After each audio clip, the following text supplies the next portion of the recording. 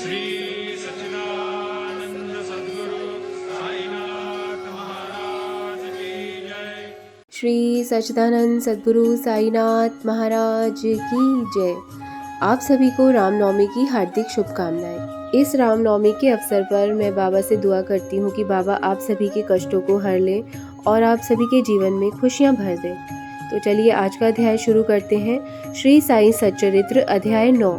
श्री साईं बाबा का शिरडी में पुनरागमन। बाबा को श्री साईं का संबोधन।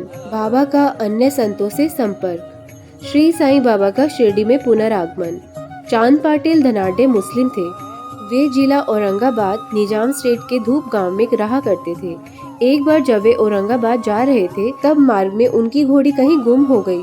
वे 2 महीने तक घोड़ी को खोजते रहे लेकिन घोड़ी कहीं नहीं मिली। आखिर वे हताश होकर जीन को पीठ पर लटकाकर औरंगाबाद लौट पड़े। वे लगभग 14 मील तक चल चुके थे। तब उनकी दृष्टि आम के वृक्ष के नीचे बैठे एक फकीर पर पड़ी। वह फकीर चिलम तैयार कर रहा था। उसके सिर पर टोपी थी, शरीर पर कफनी और पास ही एक सटका रखा था। चांद पाटिल जब उस फकीर को देख रहे थे तब फकीर ने संकेत कर कर उन्हें पास बुलाया।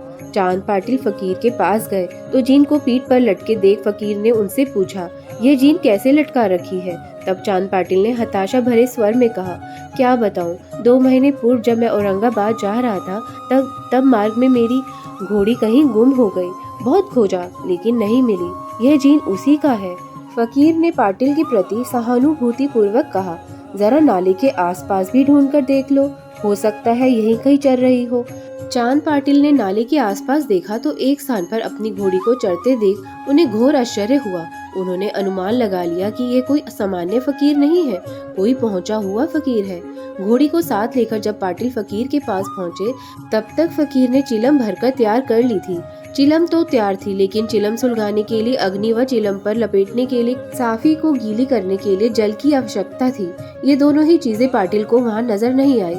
तभी पाटिल ने देखा कि फकीर ने चिमटा जमीन में घुसेड़ा और ऊपर खींचा तो चिमटे में अंगारा था जो धधक रहा था। फकीर ने वह अंगारा चिलम पर रखा, फिर सटके से जमीन पर जोरदार प्रहार किया तो उस स्थान से जल का फुवारा फूट पड़ा।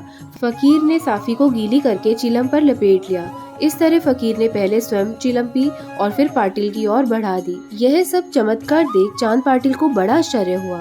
फकीर ने चमत्कारों से प्रभावित होकर पाटिल ने अगले दिन फकीर से अपने साथ घर चलने का आग्रह किया। फकीर ने चांद पाटिल के आग्रह को ठुकराया नहीं, बल्कि वह पाटिल के साथ उनके घर गया और कुछ समय तक वहां रहा भी। पाटिल के घर उनके साले के लड़के का विवाह होने वाला था। बारात शिरडी जाने वाली थी, इसलिए चांद पाटिल शिरडी जाने का बंदोबस्त करने लगे। वह फकीर भी बारात में गया। विवाह संपन्न हो गया और बारात सकुशल धूप गांव आ गई, लेकिन वह फकीर शिरडी में ही रुक गया और फिर जीवन भर वहीं रहा। बाबा को श्री साईं का संबोधन। चांद पाटिल के साले के लड़के की बारात शिरडी पहुंची तो बारात का भव्य स्वागत किया गया। बारात खंडोबा मंदिर के निकट महालसापति के खेत में एक पेड़ के नीचे ठहराई गई थी। बैलगाड़ियों खोलकर बैलों को खंडोबा मंदिर के सामने ही खड़ा किया गया था।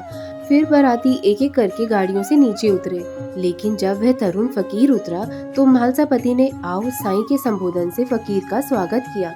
फिर वहां उपस्थित अन्य लोगों ने भी तरुण फकीर को साईं कहकर ही सम्मानित किया। इसके बाद से तरुण फकीर श्री साईं के नाम से प्रसिद्ध हो गए और फिर सर्वत्र उन्हें श्री साईं बाबा नाम से प्रसिद्धि मिली। बाबा का अन्य संतों से संपर्क।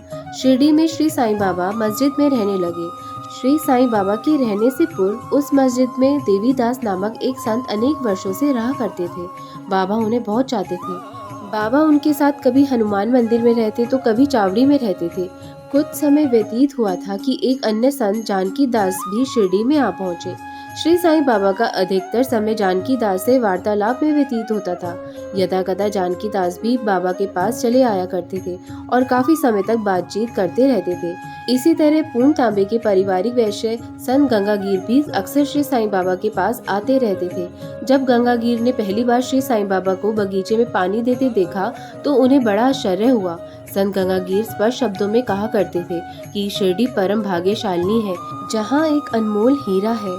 शिरडी वासियों, जिन्हें तुम इतना श्रम करते देख रहे हो, ये कोई सामान्य आदमी नहीं है, ये पहुँचे हुए संत हैं। शिरडी की धरती को सौभाग्यवश ही ऐसा अनमोल रत्न मिला है।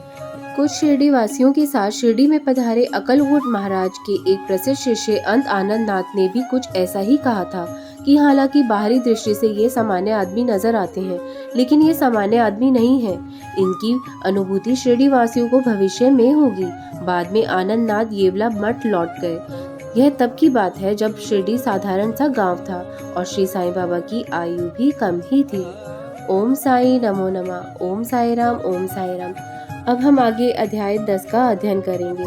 जब हमारे श्री साईं सच्चरित्र अध्याय के आधे अध्याय हो जाएंगे, तब मैं आपके साथ एक बाबा की बहुत ही सुंदर सी अद्भुत लीला जो कि मेरे साथ ही हुई थी, वो मैं आपके साथ शेयर करना चाहूँगी। तो आप भी हमारे साथ श्री साईं सच्चरित्र का पाठ करते रहिए, अध्ययन करते रहिए। अब हम आगे अध्याय 10 का अध्ययन करेंगे। तब तक साईं स्मरण करते रहिए, अच्छे कार्य करिए, किसी का दिल न दुखाइए और बाबा पर अपनी आस्था बढ़ाइए, अपनी भक्ति बढ़ाइए। ओम साई राम। जय साई राम।